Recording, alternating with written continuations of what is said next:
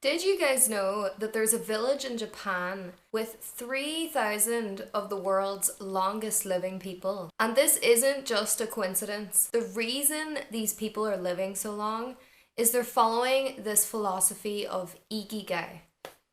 Ikigai is a Japanese word that stands for reason for being, or what we may describe as our life purpose or our higher calling, our why in life, the motivation that lies behind everything we do in life. There are four main categories that this Ikigai philosophy focuses on, and there's also four questions to help you figure out how to determine what lies in this category for you.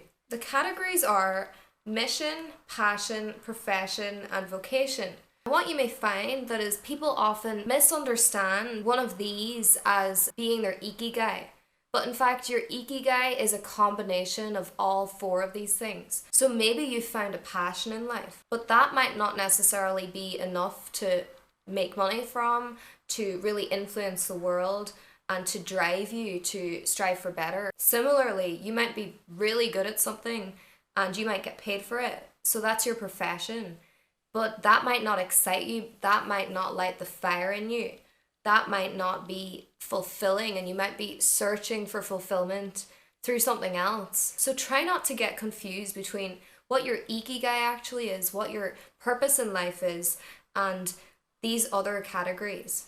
So there are four questions involved in discovering what your Ikigai is. And the first question is, what do you love?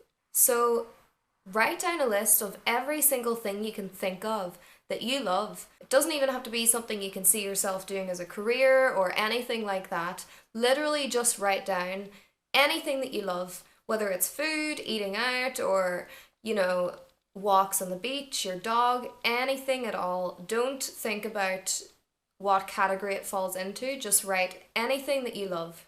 The second question is, what are you good at? So write down everything that you are good at or have been good at in the past, anything at all that you feel maybe you're more skilled than the average person in, write it down. The third question is, what can you be paid for? So again, write down a list of every single thing you can think of that you could be paid for right now. So basically, if you were pressed to get a job, you had to get paid for something. Write down any job you could do right now to get money and try to keep it legal. And once you've done that, we move on to the fourth question, which is, what does the world need? So what do you think is missing in the world? What do you think the world needs more of? When you look at all the categories you've written down, you can see from the diagram what you can combine to create a profession, what you can combine to create your mission and your passion and your vocation. And if you can combine things off of all of your list into one kind of visualization, one concept, that is supposedly going to be your Ikigai. So I can say for myself, if I would have done this exercise a year ago before I allowed myself to actually go ahead and start training to be a life coach, I would have figured out much sooner that this is my purpose, that this is the thing that's going to set my soul on fire. This is the thing that's going to keep me motivated. So for any of you that feel like you haven't found your purpose yet, or even any of you who don't believe that you actually have a higher purpose, because I know that some of us convince ourselves that there's no purpose out there for us and that we're meant to just wander through life and just take whatever comes to us. When I was 14, I was introduced to Tony Robbins for the first time. I was introduced to what a life coach is. That was the first time I'd ever heard about life coaching. I didn't have a clue what that was. And whenever I started getting into Tony Robbins and reading his book, I just thought to myself, this is what I want to do. Like, this would be my dream career. But then instantly that little voice in my head jumped in and was like, who are you to do this? Like, who are you to believe that you could ever live up to his standard? Because at that time, Tony Robbins was like the only life coach I'd ever heard of, and he was the person I compared myself to when I thought I would love to coach people like that. So because of that voice in my head, because of that imposter syndrome that was so overpowering, I set that goal aside. I didn't let it become a goal.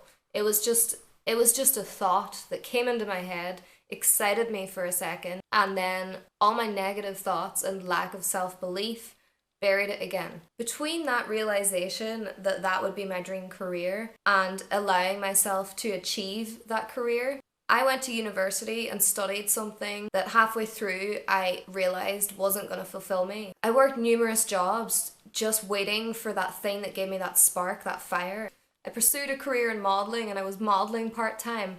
And in a way that was a dream of mine too, but it didn't set that fire in my soul. It wasn't fulfilling to me. There was no deeper purpose behind it for me. I kept starting things and trying things and just not feeling the feeling that I was looking for. I knew there was something deeper. There was something where I could focus all my energy, because at that point I was running around without purpose. I was feeling all this creative energy and all this motivation, but I had nowhere to focus it. So I was a little lost in the search for my Ikigai. And I do believe in divine timing. I believe there was lessons I had to learn before I was ready to actually take on the challenge and step up to my purpose. But in the meantime, I never stopped searching for it.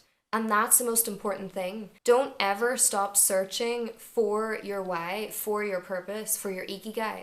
If you stop, you're risking not living out your potential. You're risking regret when you're older and you look back and you see all the things that you could have done but you didn't allow yourself to.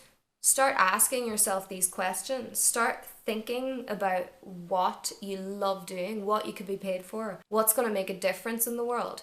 How can you create your own thing that's gonna have that impact? You can get creative, you know what I mean? You can be so unique. You can create your own brand, your own new ideas into the world. Because whenever you do find that thing that excites you and has a deeper meaning to it, all the energy that you experience around you throughout the day, you can channel it into something positive, into something that's gonna serve the world and serve you on a deeper level. Because you know that you have deeper purpose behind everything you're doing.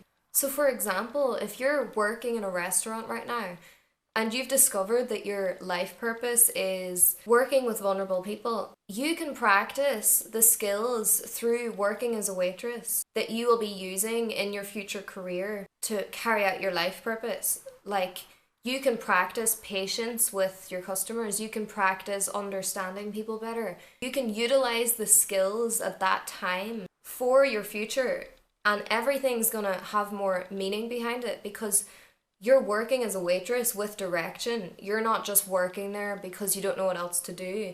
So whenever you do align with your Ikigai, everything that you do has more meaning. Everything you do is part of your learning to make you the best you can be. And you see the learning of things, you see the opportunity, you create the opportunity because you know that it's all part of the journey. It's like having a future vision. When you have a purpose, you can create that vision based on your purpose. So you don't stop looking for that thing.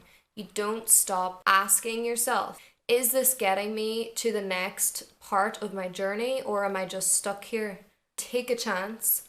Take a chance at allowing yourself to discover something meaningful to you. We're more fulfilled if we have a focus and a bigger goal. We're more content in ourselves. And the more content people we have around us, the better the world is going to be, right? The more fulfilled and content and uplifting and high energy people that we have around us, the more we're gonna make a difference. It's like we're going through this revolution, we're all going through this spiritual awakening, and aligning with your purpose is allowing yourself to tune into your feeling. Again, going back to intuition. If you're checking in with yourself and listening to your intuition, and your intuition's telling you, I feel unfulfilled, something's missing, then you need to look for that thing. You don't just ignore it. So ask yourself, are you standing in your own way? You might not even notice it. Look at the things that you've thought of in the past that you thought would be so cool to do, but you ruled it out because you feel like you don't have enough money, you don't have the education, you're not smart enough, you're not knowledgeable enough, whatever it may be. Just look at the things you've ruled out in the past and ask yourself, could I do that if I didn't put myself under time pressure? I gave myself time to make the money to get this, to study, to make myself knowledgeable in this. Could I technically do it if I put in the work and the time? And if the answer is yes, then you're the only one standing in your way. Okay, my lovely people, if you feel like you haven't found your Ikigai yet, hopefully this helps you along your way. Hopefully you save yourself some time and feel re-motivated to keep looking for it, because I believe everybody has an Ikigai. Everybody has a deeper purpose. We are deep, spiritual, intellectual, creative beings. We all have a mission and a deeper purpose in this life. So don't settle for less than your full potential. And on that note, I'm gonna wish you all a lovely week and all the blessings in the world in finding your Ikigai and aligning with your higher purpose.